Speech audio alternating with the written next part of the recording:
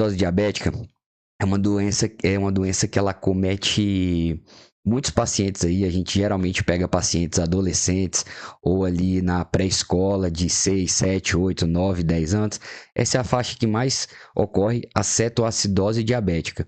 E pelo próprio nome diz, você já deve entender um pouquinho do que é essa doença.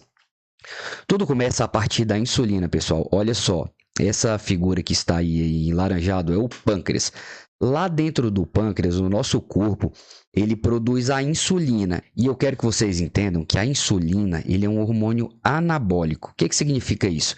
Ele pega a glicose que está dentro da corrente sanguínea e joga ela para dentro das células. Ela joga ela tanto para as células do músculo, do fígado, de todo o corpo ela faz isso. A função da insulina, então, é pegar a glicose que está passando ali na corrente sanguínea e jogar ela para dentro da célula. Se você tem uma falha na insulina, se você tem uma perda de função de insulina, ou se você tem alguma doença que não tenha mais insulina, faça não ter mais insulina, você impede essa entrada de glicose da corrente sanguínea para a célula. Então, você começa a acontecer as alterações da cetoacidose diabética. E a cetoacidose diabética nada mais é que isso. É uma doença onde o corpo, na maioria das vezes, ele destrói as células beta do pâncreas, e essas células do beta do pâncreas é que produzem a insulina. Então o corpo para de produzir insulina. E eu vou falar para vocês agora o que vai acontecer com esse corpo depois que você não tem mais insulina. Ela é a mais grave descompensação que pode ter num diabético. Então, se o paciente tem diabetes, a cetoacidose diabética é a complicação mais grave que leva mais a criança à morte. Por isso é tão importante, mas tão importante que a gente saiba realmente o que está fazendo. Nesse momento você vai saber tudo, tintim por tintim. Só preste atenção, só fica comigo, anote tudo que você precisar. Vamos ver, olha essa figura que linda. Aqui em cima dessa figura, ó, eu tenho o pâncreas, certo? O que acontece? Eu como um alimento, certo? Eu como um alimento, então esse alimento tem glicose. Essa alta taxa de glicose que fica aqui na corrente sanguínea, ela estimula a célula beta, que eu já falei para vocês, a célula beta é a que produz insulina e inibe a célula alfa. Guarda isso por enquanto. Então você come um alimento, aumenta a glicose no seu sangue, e essa glicose no seu sangue tem que ir para algum lugar. Ela não pode ficar ali na corrente sanguínea viajando. Ela tem que entrar em algum lugar. Então, estimula a célula beta pancreática que vai estimular a insulina. Depois que você estimulou a insulina, como eu te falei, essa glicose vai entrar para algum lugar. O fígado absorve a glicose e armazena ele na forma de glicogênio. Então, o fígado pega toda essa glicose e armazena na forma de glicogênio. O músculo também faz isso. As células do corpo, de uma maneira geral, fazem isso. Tá? E o contrário também é verdadeiro. Olha só, quando você tem uma baixa taxa de glicose no sangue, por exemplo, a gente está muito tempo sem comer, a glicose vai diminuindo, diminuindo. Vamos supor que você está em jejum há 12 horas, a um dia. Essa baixa taxa de glicose vai fazer o quê? Ela vai estimular a célula alfa e inibe a célula beta, que é o contrário. Você viu aqui que o alimento, que a alta taxa de glicose estimula a célula beta e inibe a célula alfa? Aqui é o contrário. A baixa taxa de glicose vai inibir a célula beta, que produz insulina, e vai estimular a alfa. E essa alfa vai produzir o glucagon. E o glucagon faz um movimento inverso. Ao invés de colocar a glicose dentro da célula, dentro do fígado, como a insulina, ela faz o contrário. Ela quebra o glicogênio e libera a glicose. Por quê? Se a gente está em jejum ou se a gente não tem essa glicose ali para entrar dentro da célula, o que o corpo pensa? Opa, eu preciso de glicose, eu preciso sobreviver. Então ele começa a quebrar nossas reservas. Ele começa a fazer isso no fígado, nos músculos, nos tecidos do corpo. Entendem? Olha como essa fisiologia é linda. Para você entender a doença, você tem que entender isso aqui. Agora pensem comigo. Você tem uma doença que atacou a célula beta do pâncreas e fez com que essa célula não produzisse mais insulina. Agora, a partir do momento que eu como, tem muita glicose na minha corrente sanguínea. Minha corrente sanguínea está cheia de glicose, está cheia de açúcar, só que isso não está entrando para nenhum lugar. Eu já te falei que quando a gente está em jejum, o corpo começa a quebrar nossas reservas. Então, o corpo ele começa a quebrar as reservas do fígado, ele começa a quebrar as reservas musculares para a produção de energia. Só que esse corpo, depois que quebra essas reservas de carboidrato que a gente tem, ele vem quebrando as reservas de gordura e depois proteína. Primeiro ele prioriza a gordura, depois a proteína. Então, ele começa a quebrar as gorduras do corpo para a produção de energia. Só que eu falo para vocês sempre, quando o corpo ele começa a ter excesso de algo, quando ele começa a fazer algo muito mais do que ele deveria, começa a ter prejuízo nesse organismo. Quando você fica um tempo em jejum e produz energia através da sua gordura, tudo bem, é tranquilo. Você vai quebrar a gordura, vai produzir alguns ácidos, que são as cetonas, que eu estou mostrando aí para vocês, ou a gordura quebrada produz cetonas, mas tudo bem se for um período curto. Se você se alimentar depois, está ótimo.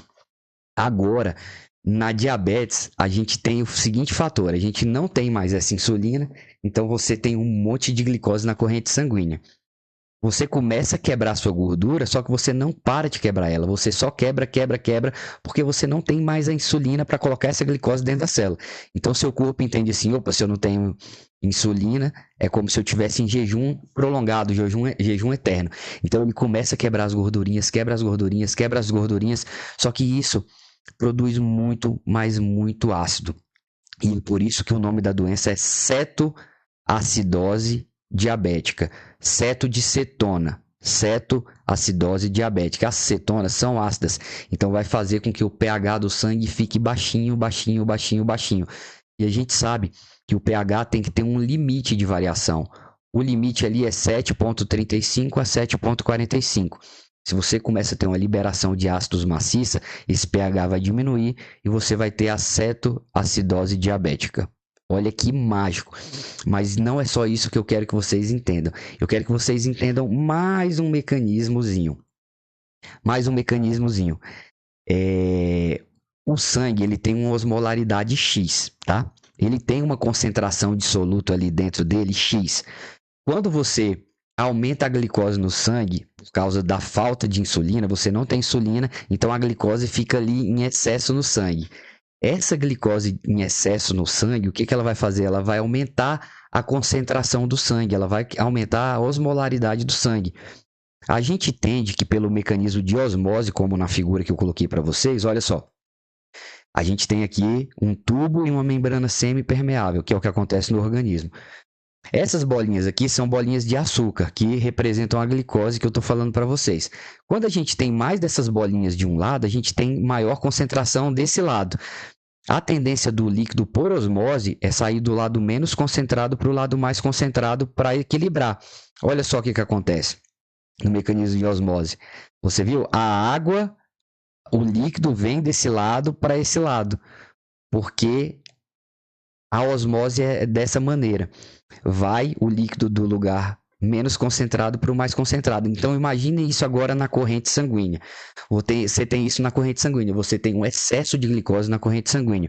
Então, você vai puxar a água de dentro da célula. Você puxa a água de dentro da célula e vai jogar essa água no intravascular. Então, você começa a desidratar a célula. Você faz desidratação celular. E essa glicose em excesso, ela também passa no rim, é jogada, é filtrada para o rim, ela não alguma parte é reabsorvida, outra nem tanto, e essa glicose, quando ela sai na urina, ela vem levando junto também água. Então você tem uma desidratação desse paciente, você tem uma hiperosmolaridade e você tem uma desidratação. Então as células, elas ficam desidratadas, porque a água vai do lugar menos concentrado para o mais concentrado. É muito linda essa fisiologia, né? Olha só outra figura que representa isso. Aqui a gente tem um sangue, aqui ó, com esses pontinhos brancos é a glicose, aqui você tem uma hipoglicemia, aqui você tem uma glicemia normal e aqui você tem uma hiperglicemia. Ó, você fica com muito soluto, então aumenta a quantidade de concentração, então a célula que está aqui perde líquido e manda para dentro da corrente sanguínea. Muito lindo isso, né? Agora eu quero te dizer o seguinte, isso que eu te falei sobre a desidratação celular não acontece em todo o corpo, tá? O cérebro, ele é muito sensível, os neurônios, eles são muito sensíveis. Então, se o líquido, se o sangue passasse ali muito concentrado, cheio de glicose no cérebro e puxasse a água dos neurônios, olha esse neurônio aqui, ó, que lindo. Se puxasse a água desse neurônio e levasse para a corrente sanguínea que está aqui, o paciente ia morrer. Você ia ter uma desidratação dos neurônios e o neurônio ele não pode ter essa variação. O neurônio é muito sensível. Então, o que ocorre aqui? Presta atenção que lindo. Como esse mecanismo ali de hiperglicemia acontece devagarzinho, ele vai acontecendo devagar, ele vai aumentando a osmolaridade do plasma muito devagar, essa célula neuronal, esse axônio, ele é muito inteligente. O que ele vai fazendo? Ele vai aumentando a concentração aqui dentro. Ele faz lá ele aumenta algumas proteínas que a gente chama de osmose idiogênicos. Enfim, não precisa saber disso decorado. Vocês têm que saber o seguinte: a osmolaridade aqui do sangue está alta pela glicose, então o neurônio ele é muito esperto. Ele começa a aumentar a osmolaridade aqui dentro dele, para você equiparar as concentrações, para essa água não sair do neurônio e ir para a corrente sanguínea. Então é isso que o corpo faz. E por que eu coloquei aqui que a principal causa de óbito é o edema cerebral? A principal causa de óbito nesses pacientes se refere ao tratamento, porque quando a gente vai tratar esse paciente, que a gente começa a colocar líquido na veia dele e insulina, o que acontece? Essa glicose ela começa a sair da corrente sanguínea e vai para dentro do corpo. Então a osmolaridade do plasma começa a cair. Começa a acontecer o mecanismo inverso. Antes, essa osmolaridade aqui, olha minha seta, aqui é como se fosse o vaso sanguíneo, o sangue. Antes, aqui você tinha uma osmolaridade aumentada e o neurônio também estava aumentado, porque ele fez isso para se proteger. Agora, quando você faz o tratamento, essa osmolaridade aqui começa a cair. Se você faz isso muito rápido, não dá tempo do neurônio diminuir esses osmoses idiogênicos que eu falei. Então, aqui agora que vai ficar mais concentrado. Essa parte agora vai ficar mais concentrada. Então, se você diminui a tonicidade aqui do plasma muito rápido e aqui fica aumentada, acontece o evento ao contrário. O líquido sai do sangue e vem para a célula neuronal. E acontece o edema cerebral. O edema cerebral é a principal causa de óbito. Então, é isso que você não quer que aconteça quando você faz o tratamento. Por isso que o tratamento tem que ser bem devagarzinho. Agora, eu acredito que depois de vocês saberem isso tudo que eu acabei de explicar sobre a fisiopatologia da doença, vai ficar mais fácil tratar. Mas antes de entrar no tratamento, vamos ver mais alguns detalhes que eu quero mostrar para vocês, tá? Com calma, sem pressa, se precisar, revise a aula. É um assunto complexo, então você vai ter que ver essa aula algumas vezes para entender tudo, mas muita calma, muita paciência, eu estou aqui para te ajudar. Pessoal, quando a gente está falando aí de cetoacidose diabética, a gente tem que estar muito ligado nos distúrbios hidroeletrolíticos. E essa doença mexe muito com os eletrólitos. O eletrólito principal que você tem que saber, os eletrólitos principais são o sódio e o potássio. O potássio é o que mais mata por disfunção cardíaca, ali, arritmia, parada cardíaca. Mas você também tem que saber o sódio bem. Por que você tem que saber o sódio? Entenda o seguinte, quando a gente tem a hiperosmolaridade, a hiperglicemia, por osmose você já entendeu que o vaso, o sangue, puxa a água das células. Então você traz muito líquido dessas células e dilui o plasma, você dilui o sódio. Então você tem uma hiponatremia dilucional. Eu quero que vocês entendam que o sódio que você vê ali na hora que você mede não é verdadeiro. Você tem que achar o sódio verdadeiro, porque a glicose atrapalha você ver se o sódio está real ou não. Então, para isso existe uma fórmula. Olha só, sódio corrigido é igual ao sódio que você encontrou, você mediu o sódio, aí você soma com 1,6 vezes a glicemia menos 100 dividido por 100. Você faz esse cálculo e vai encontrar o sódio. Por que você tem que saber isso? Porque se o sódio tiver maior que 160, você não pode fazer um soro isotônico, você não pode fazer um soro a 0,9%. Você tem que dividir esse sódio ao meio. Como é que você faz isso? Você coloca a parte que você quer de soro fisiológico, metade você bota soro fisiológico e metade você bota água destilada. Por exemplo, você achou que quer colocar na veia do paciente 500 ml. Então, 250 ml você faz de soro fisiológico a 0,9% e metade de água destilada. Aí você vai ter um soro ao meio, que a gente fala, um soro a 0,45%. Agora, se você fez esse cálculo e encontrou um sódio menor de 160, aí você pode fazer o soro isotônico, que é o preconizado certinho. Essa fórmula você encontra em vários sites aí na internet. Olha só, se eu clicar aqui, eu vou abrir um site que eu coloquei aqui, ó. Olha só, você pega o sódio medido, vamos supor que esse sódio medido foi 150, o sódio que você achou no exame, que você sabe que não está verdadeiro. E aí você coloca a glicemia, vamos supor que a glicemia está de 500. Calcula o sódio, vai dar um sódio de, vamos ver, 156. O sódio de 156, você está autorizado a colocar um soro fisiológico a 0,9%. Se tivesse acima de 160, o sódio ia ser ao meio, o soro ia ser ao meio, como eu te expliquei. Calma, que lá no tratamento eu vou te explicar um pouco melhor sobre isso. Não se desespere. Vamos lá, o distúrbio do potássio é outro distúrbio que é muito comum e a gente tem que prestar atenção. Quando você tem excesso de glicose ali no sangue e aumenta a filtração do rim, você perde junto ali com essa filtração muito potássio. Se você perde muito potássio, você tem que repor esse potássio. Porém, você só vai repor o potássio depois que você vê esse paciente ter uma diurese. Por quê? Você lembra ali no mecanismo que eu te falei que de cetoacidose diabética, que você tem uma desidratação das células, você tem uma hipervolemia, e aí nessa hipervolemia você começa a passar ali no rim, e o rim começa a mandar essa água e começa a desidratar o paciente, o rim pode estar em sofrimento. Então, se você tem uma insuficiência renal, você não pode dar potássio para o seu paciente, porque ele não vai conseguir filtrar o potássio e tirar ele. Então, a partir do momento que esse paciente tem uma diurese, você bota potássio dentro da veia desse paciente. Se o potássio estiver acima de 6, você não vai repor esse potássio. Se ele estiver abaixo de 6, você vai repor e eu vou te ensinar a fazer isso de maneira muito fácil. Então, só fiquem com isso por enquanto. Sódio e potássio são os que você tem que mais se preocupar. O sódio você vai ter que fazer um cálculozinho e o potássio é só você ver se ele está acima de 6 ou não. A gente vai aprender isso tudo no tratamento, fiquem tranquilos. Agora que já vimos os distúrbios hidroeletrolíticos, a gente tem que saber o que causa essa danada da cetoacidose diabética. Por que diacho esse paciente desenvolve a cetoacidose diabética, pessoal? Isso acontece por alguns mecanismos diferentes. Por exemplo, aquele paciente que já é sabidamente diabético, ele já tem cetoacidose diabética e ele pega uma infecção. A infecção faz ele aumentar o metabolismo e atrapalhar o metabolismo ali da glicose do carboidrato. Então, esse paciente pode dar uma descompensação da glicemia dele. O estresse emocional é muito comum, adolescente, né? Tá sempre brigando na escola. Então, pode ter aí um desbalanço da diabetes também nesse caso.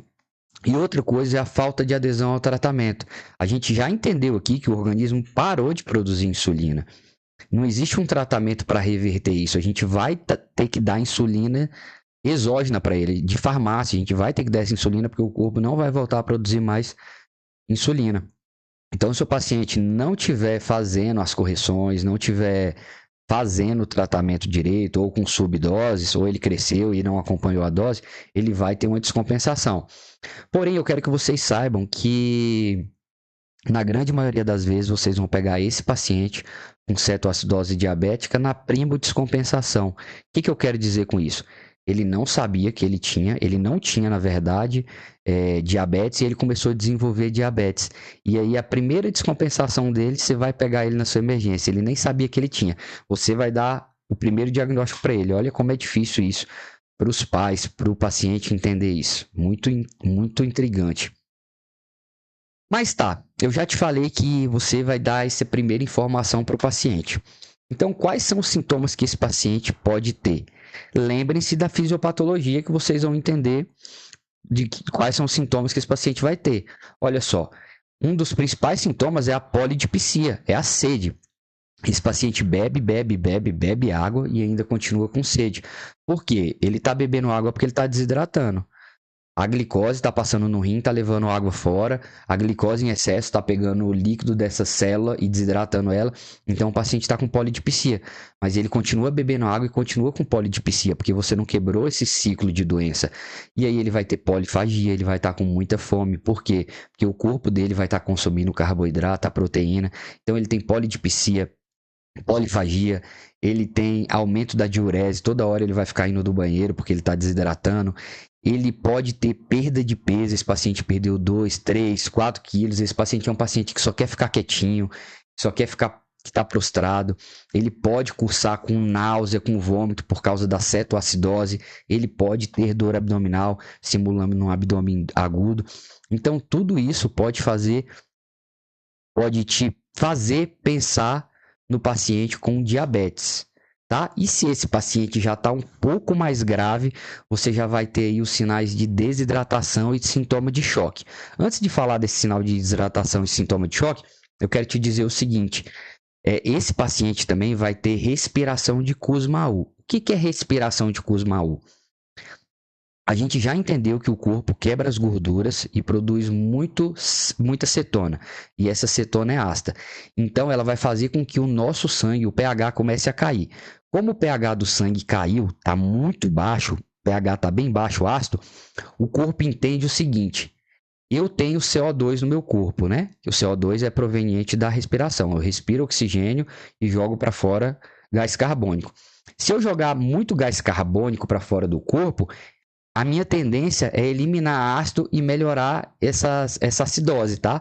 Então, é um mecanismo de compensação do corpo para a acidose. Então, meu corpo começa a fazer assim, ó. Respiração de Kussmaul é assim, o paciente vai chegar assim. Por quê? Porque ele está jogando CO2 para fora para tentar compensar essa cetoacidose.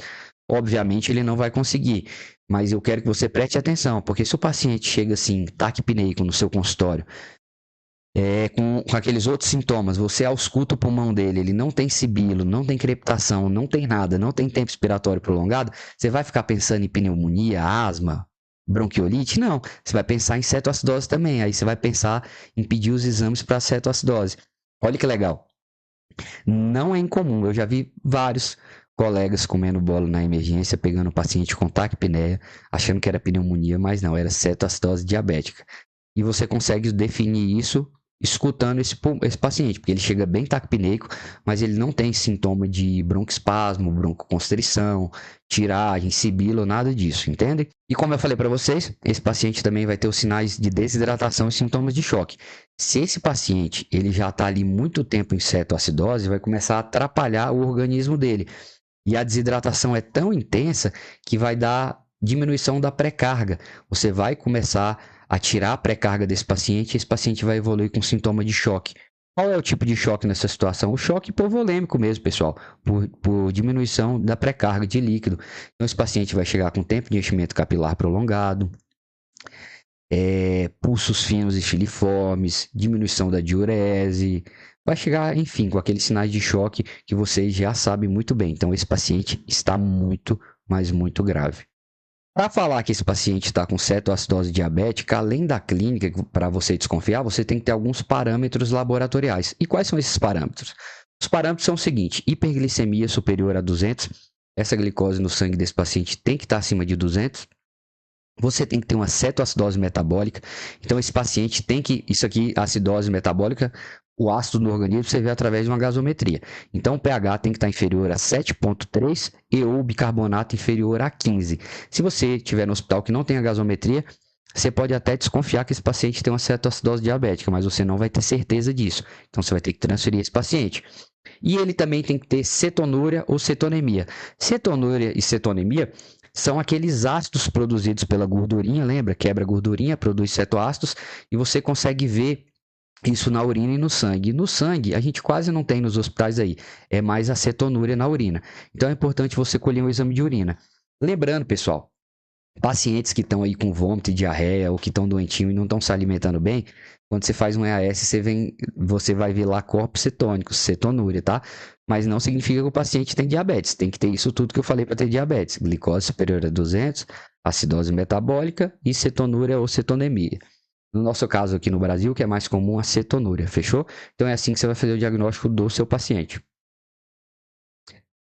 Esse paciente é um paciente muito, mas muito grave. É um paciente que você vai ter que tratar ele rapidamente e transferir para a UTI. Então, você tem que monitorizar ele muito bem. Esse é o tipo de paciente que você vai monitorizar ele e vai ficar toda hora ali olhando ele. Não é aquele paciente que você vai largar e pronto. Esse aqui é o paciente que você vai ter que parar de atender e ficar lá com ele, provavelmente fazendo os cálculos e observando ele. Nesse momento aqui, é melhor você ter outro colega no seu plantão para te ajudar, ou você fechar o seu plantão se você estiver sozinho para atender ele, porque é um paciente que vai te demandar tempo. Esse paciente te demanda atenção para ele ficar vivo. Então, você coloca um monitor para ele, né? O MUV, monitor, oxigênio V, você já sabe disso. Mas você vai ter que colocar a frequência cardíaca, frequência respiratória e saturação de O2 ali imediatamente e deixar esse paciente para de hora em hora você estar avaliando esse paciente. Avaliação laboratorial a cada 2 a 4 horas. Esse é um paciente que você vai ter que colher hemograma, PCR, TJ, TGP, função renal, é, eletrólito, sódio, potássio, a cada 2 ou 4 horas. Eu te indicaria fazer isso a cada 2 horas para você ver realmente o que está sendo feito nesse paciente. A glicemia capilar tem que ser feita de 1 hora, de 1 em 1 hora. Toda hora você vai ter que picar o dedinho dessa criança, e eu vou te explicar mais para frente por quê. Mas basicamente você vai ter que medir a glicemia, porque ela não pode abaixar muito rápido. Porque se essa glicose abaixa muito, muito rápido, você pode ter edema cerebral, que é a principal causa de morte na criança. Eu já te falei por que ele acontece. Porque você diminui muito essa osmolaridade e a água que está no plasma vai para o cérebro e faz um edema cerebral. Cultura e raio-x de acordo com a suspeita de infecção. Isso aqui é o seguinte: se você acha que o paciente pode ter infecção, se você vê que ele está com febre, que ele estava doentinho antes de fazer a descompensação, você pode pedir isso aqui para saber se ele está com infecção e foi a infecção que causou a descompensação. Controle da diurese, né? Você sempre tem que estar vendo se esse doente está tendo diurese. Se você quiser sondar, você pode até sondar para ter controle dessa diurese. O paciente está grave, não tem problema. O neurológico você também avalia de 1 em 1 hora. Por que o neurológico você vai avaliar de 1 em 1 hora? O Glasgow, né? Para saber se esse paciente está tendo edema cerebral ou não. É agora, meus caros emergencistas, aquele momento que todo mundo estava esperando, todo mundo queria o tratamento dessa doença mega complexa e complicada, né? Mas que agora já clareou aí na mente de vocês. Então vamos lá. Para o tratamento, a gente precisa. Sempre que você pensar numa doença, você tem que pensar assim: o que eu faço para eliminar aquela doença? O que está causando aquela doença que eu poderia fazer para eliminar ela? Então você já entendeu que esse paciente está desidratado porque tem excesso de glicose na corrente sanguínea dele e no rim ele é filtrado e ele acaba levando a água junto com ele, pelo mecanismo de osmose que você já sabe. Então você precisa, primeiro, corrigir a desidratação desse paciente. Então, primeiro de tudo, você vai corrigir a desidratação que esse paciente está, para melhorar a perfusão dos órgãos, melhorar a filtração glomerular, e essa própria hidratação já corrige um pouquinho a glicose desse paciente, já cai um pouquinho essa glicose. Então, após você hidratar esse paciente, que vai demorar ali de 1 a 2 horas, você vai ter que manter o equilíbrio ácido básico e o distúrbio hidroeletrolítico dele. E prevenir, né, os distúrbios hidroeletrolíticos. E como você vai fazer isso? Através do soro agora de manutenção que você vai botar na veia dele. Eu vou te ensinar a fazer todos esses cálculos com muita calma e muita paciência. E juntamente, depois que você hidratou esse paciente, que você está corrigindo os distúrbios hidroeletrolíticos ali e tal, você vai corrigir a hiperglicemia. Então, esse paciente não tem mais insulina e o organismo dele, a célula dele, o plasma dele, o sangue dele, está cheio de glicose. Aqui você começa a colocar insulina para esse paciente e essa glicose volta a entrar dentro da célula. Quando ela volta a entrar dentro da célula, o que acontece? Esse corpo entende que agora ele tem carboidrato. Então, ele para de quebrar as gorduras e as proteínas, então ele para a produção de ácido e dá tempo para o corpo se controlar. Dá tempo do corpo tirar esse ácido dele novamente e manter a homeostase, o equilíbrio. Olha que lindo. Então, você vai trazer uma insulina de fora, vai colocar dentro do corpo desse paciente a glicose que está na corrente sanguínea, você vai jogar ela agora para o corpo de novo, o corpo vai entender que esse paciente está comendo e vai parar a quebra de gordura, vai parar a produção de ácido e vai parar a cetoacidose diabética. Olha que lindo isso, gente. Vem ver comigo como é que a gente vai fazer isso. Primeiro passo, corrigir a desidratação. Nesse momento, você ainda não vai administrar a insulina, porque você tem que aguardar a diurese desse paciente. Você tem que ver esse paciente urinando para você começar a dar insulina para ele ainda, tá? Não faça isso até esse paciente ter diurese. Então, como você vai corrigir essa desidratação? Você pode corrigir essa desidratação tanto com ringer lactato ou com soro fisiológico. Tá? Como você vai fazer? Você vai calcular o peso desse paciente, você vai pegar 10 a 20 ml por quilo e dar isso de 1 a 2 horas. Por exemplo, pessoal, deixa eu pegar minha calculadora aqui. Eu gosto sempre de fazer aqui com vocês, para vocês verem que não é um bicho de 7 cabeças, é bem tranquilo fazer isso. Vamos lá? Peraí, deixa eu voltar aqui ao meu slide. para vocês entenderem. Vamos lá? Aqui. Então, como é que vamos fazer? Paciente está lá com 20 quilos. 20 vezes 10 a 20. Eu sempre gosto de fazer com 20 ml, vezes 20. 20 vezes 20, 400 ml. Você vai botar esses 400 ml lá para correr de 1 a 2 horas. Pode colocar 2 horas, corre lentinho, não tem problema não. E esse paciente vai voltar a se hidratar ali e vai dar tempo de você fazer todos os cálculos que você vai precisar fazer. Agora, se o paciente tiver com sinal de choque, se ele tiver com pulso filiforme, tempo de enchimento capilar prolongado, todos aqueles sintomas de choque, você já tem que fazer aquela fase de expansão rápida para você aumentar a pré-carga e tirar esse paciente do choque. Como você vai fazer? 20 ml por quilo, só que agora em 20 minutinhos. 20 vezes 20 dá 400, 400 em 20 minutos. Aí você vai fazer aquela expansão agressiva. Beleza? Depois que você fez isso, agora você vai calcular o soro de manutenção e os distúrbios hidroeletrolíticos desse paciente. Vem comigo. Agora que você já fez aquela hidratação venosa, que você já expandiu o volume desse doente, você vai fazer a fase de manutenção. Você vai deixar um soro agora muito tempo para esse paciente aqui, para ir hidratando ele, para ir controlando, corrigindo os distúrbios hidroeletrolíticos e a osmolaridade do plasma. Aqui nesse soro de manutenção, a gente vai fazer uma solução isotônica. Isotônica é a tonicidade do soro tem que ser igual à do plasma. Então, você não vai botar soro hipotônico como é feito em Holiday, que a gente já quase nem faz Holiday mais, como eu já expliquei para vocês na aula de hidratação venosa. Se você não viu, vá lá ver. E depois volte para assistir aqui. Então, vamos lá. Nessa fase aqui, tá vendo o sódiozinho aqui? Eu até coloquei ele em destaque, o sódio. Você tem que saber o sódio desse paciente e já tem uma fórmula para isso que eu te ensinei lá atrás. Vocês façam aquela fórmula. Se você colocar no Google aí, fórmula do sódio corrigido, já vai te dar uns programinhas para você colocar e ele já vai fazer aquele cálculo. Se você não quiser perder tempo fazendo. Se você quiser, faça. Se não quiser, já tem tudo lá. Se você viu que o sódio corrigido está acima de 160 mEq, você vai usar um soro fisiológico a 0,45%. Você não vai fazer um soro isotônico, você vai fazer um soro de 0,45%. Por quê? Porque você não quer aumentar mais o sódio desse paciente. Sódio muito alto assim vai prejudicar ele. A osmolaridade vai ficar muito alta. Então, e se o sódio corrigido estiver abaixo de 160, aí você vai usar aquele sorinho fisiológico 0,9%, como a gente já faz, que é um soro isotônico, tá? Primeiro, entendam isso. Na fase de manutenção ainda aqui, junto com a solução isotônica, você vai ter que ver o potássio. Lembra que eu te falei que o potássio é só olhar o valor dele. Está acima de 6, você não repõe por enquanto. E se o potássio for abaixo de 6, você vai repor com 40 mEq por litro. Calma, paciência, eu só te digo isso. Espere a gente fazer o exemplo que você vai entender. Então, você vai ter que botar sódio no soro desse paciente para deixar ele isotônico.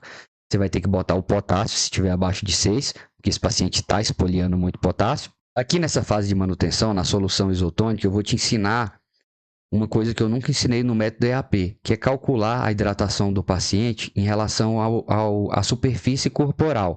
Para isso existe um cálculo também. Aqui nesse caso do paciente diabético, a gente vai dar 2 litros por metro quadrado dia. E como é que a gente calcula essa superfície corporal? Através dessa fórmula aqui, ó.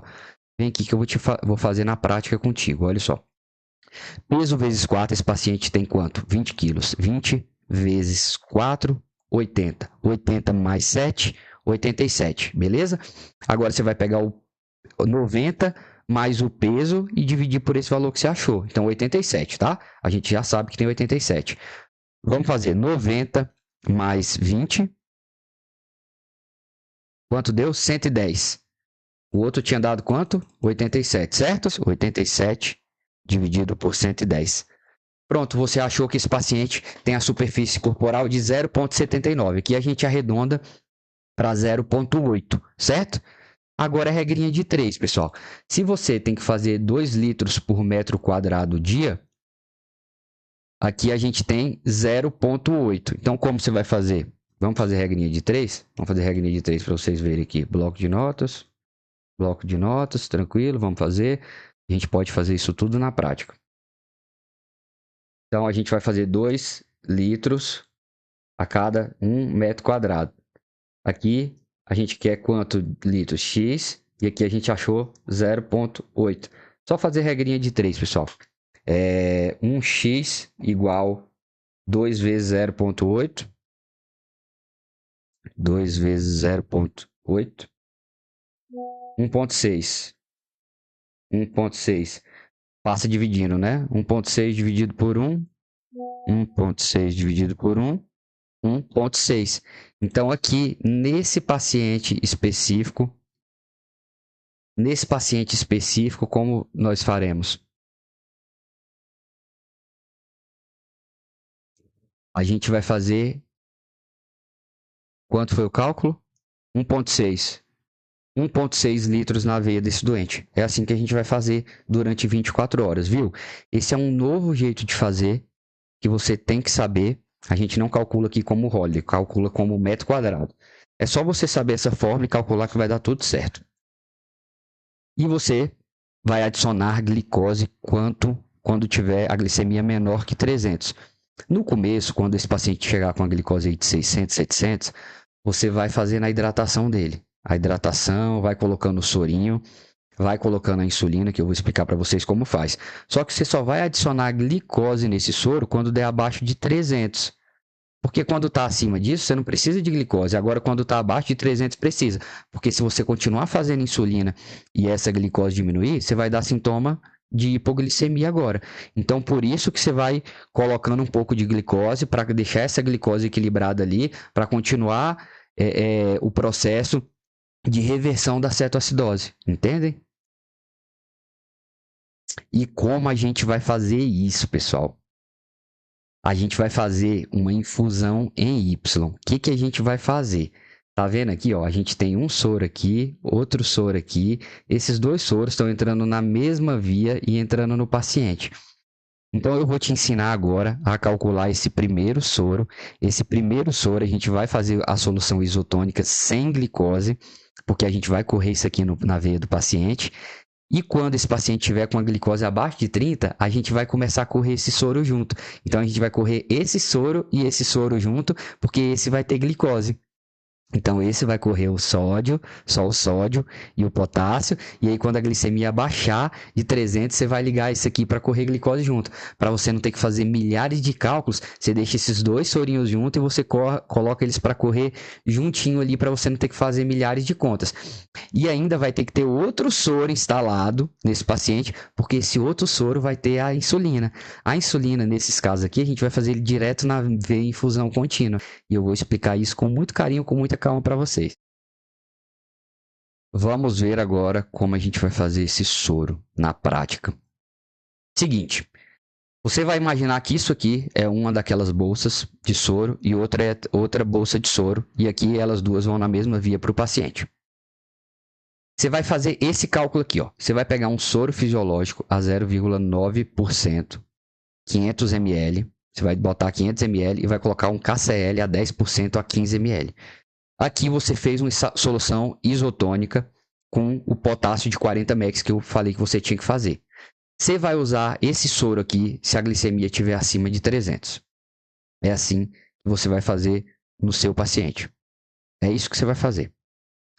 E se esse paciente tiver com a glicose abaixo de 300, você vai ligar esse soro aqui. Esse soro, como é que você vai fazer? Você vai botar soro fisiológico 0,9%, 400 ml, que vai ter um soro isotônico aqui. Vai colocar o KCl 10% a 15 ml, que você vai ter 40 mEq por litro aqui. E você vai adicionar um soro glicosado a 50% 100 ml. Essa solução que você fez está com soro glicosado a 10%, se transformou em soro glicosado a 10%. Na veia do paciente você vai correr 5%, mas eu vou te explicar. E você vai usar esse soro se a glicemia estiver menor que 300. Aí você me pergunta aqui, tá, mas como é que eu vou saber quanto eu vou fazer na veia desse doente? Isso tudo depende do cálculo que você fez lá atrás. Por exemplo, esse paciente que a gente fez de 20 quilos o cálculo, 20 quilos, certo? Esse paciente você teria que dar quanto? 1.500 ml. Vamos supor que você achou isso 1.500 ml. 1.500 ml por dia são quantos? São 500 ml de 8 em 8 horas. Então, você colocaria para correr isso aqui, ó, você pode arredondar, 500 mais 15 ml. Você achou 515, você vai dividir por quanto? Por 8, né? Porque é de 8 em 8 horas, você divide por 8. Então, você vai correr para esse paciente 64 ml hora. dessa solução aqui, você vai correr 64 ml hora para esse paciente. É isso que você vai fazer. Vamos supor que o paciente você calculou e você tem que dar 350 ml a cada 12 horas para esse paciente. Você fez o cálculo e achou isso. Mas, doutor Kaique, a solução aqui tem mais, tem 500 ml. Então, você não vai ter que recalcular isso tudo de novo. Você só vai pegar isso aqui e dividir pelas horas que você quer dar. Você quer dar quanto disso aqui? 350? Então, você vai pegar 350 e dividir por 12. Você vai dar 29 ml hora para o seu paciente, entendem? Isso aqui é uma solução padrão para facilitar a vida de vocês, mas vocês vão dar para o paciente quanto ele precisa. Se você fez o cálculo do metro quadrado, lá como eu ensinei anteriormente aqui para vocês, ó, você fez o cálculo do metro quadrado e deu que você precisa dar para esse paciente só 400 ml por dia. Então, você vai pegar aqui, você vai deixar esse mesmo soro e vai colocar aqui 400. 400 dividido por 24 horas, ou por 12, ou por 8, não sei quantas etapas você vai fazer. Mas vamos supor que a gente calculou 400 o dia inteiro. Então, aqui dá para fazer uma vez ao dia. 400 dividido por 24. Vai botar na veia desse paciente 16 ml hora. Se esse paciente, a glicemia dele caiu de 300, o que você vai fazer? Você vai ligar esse outro soro. Só que você vai ligar ele da seguinte forma, preste bem atenção. Isso aqui é cálculo, pessoal. Acredita no que eu estou falando.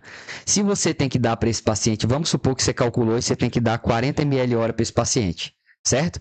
Então, você vai dar 20 ml hora desse aqui e 20 ml hora desse aqui.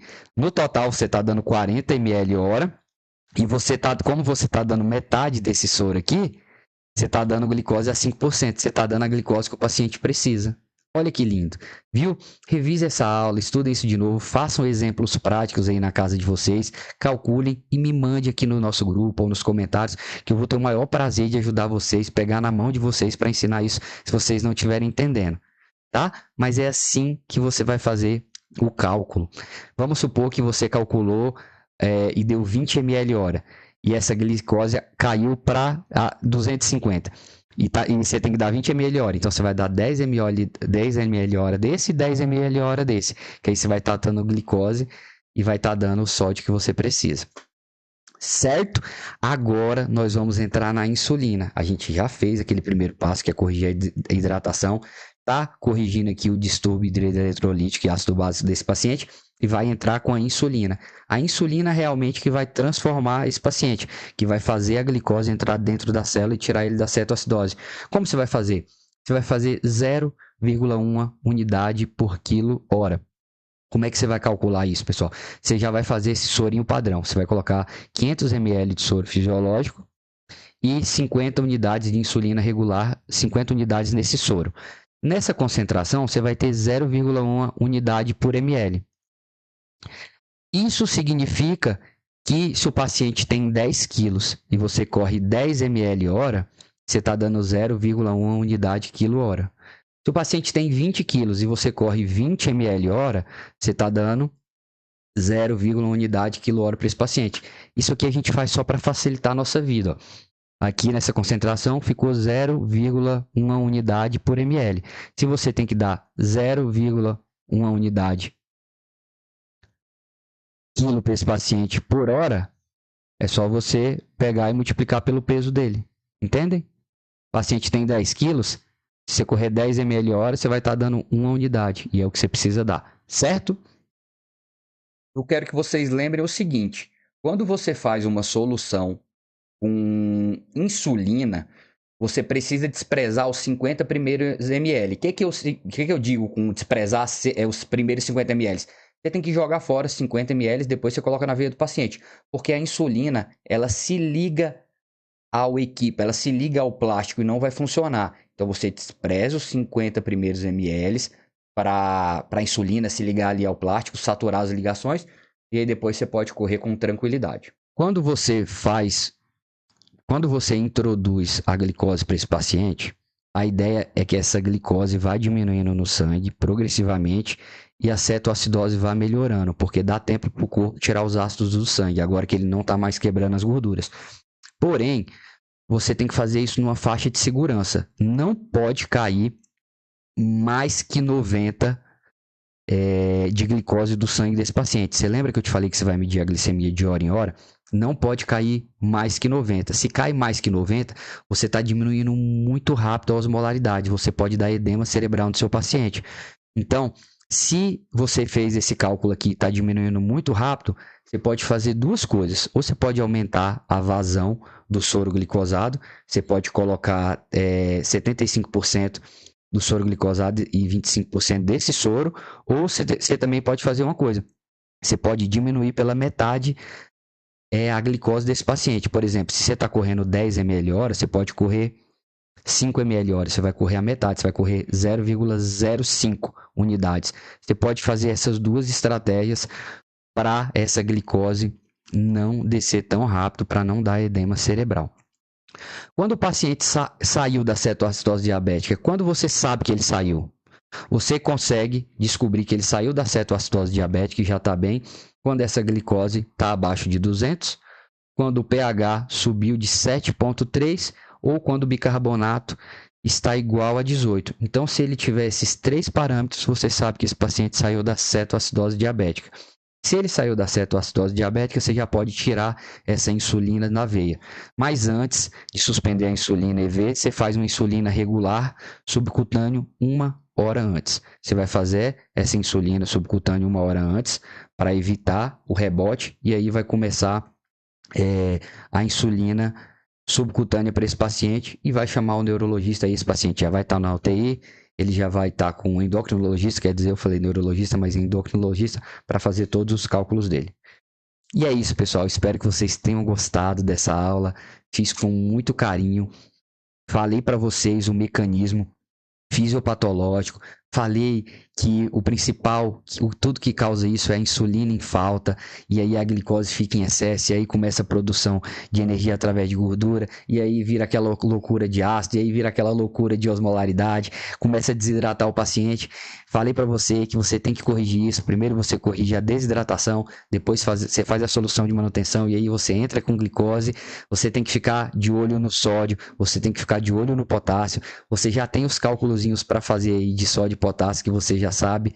Mas é isso, espero que vocês tenham gostado da aula e até uma próxima.